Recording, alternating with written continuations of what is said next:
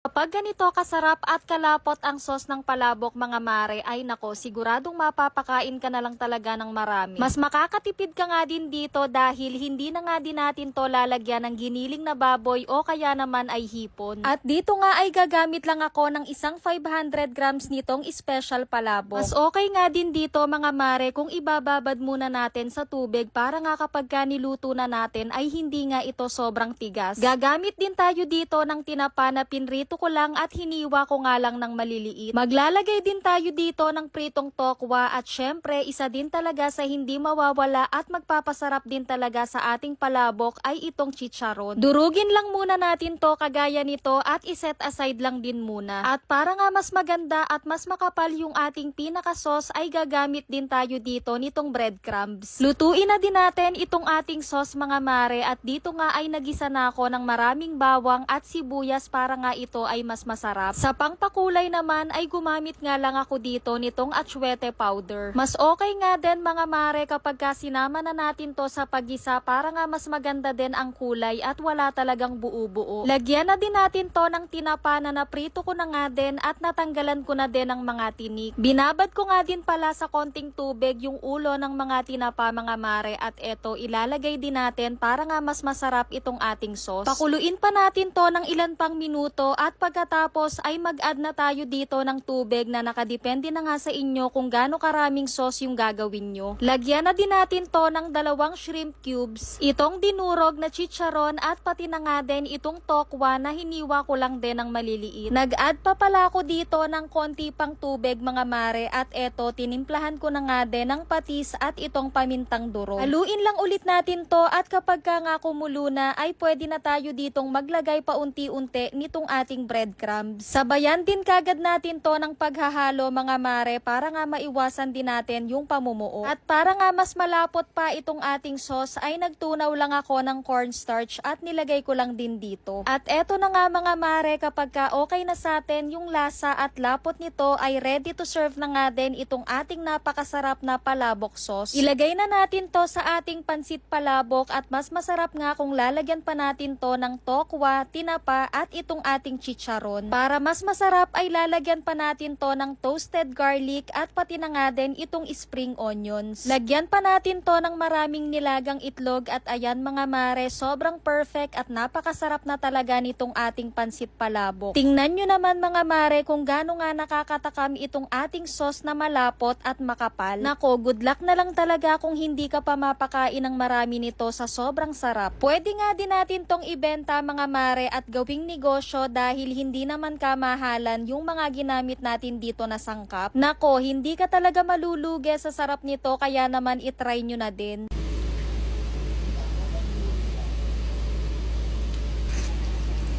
Muntikan ko pang makalimutan itong kalamansi mga mare, mabuti na nga lang at naalala ko pa. At ayan, lalo tuloy sumarap itong ating pansit palabok.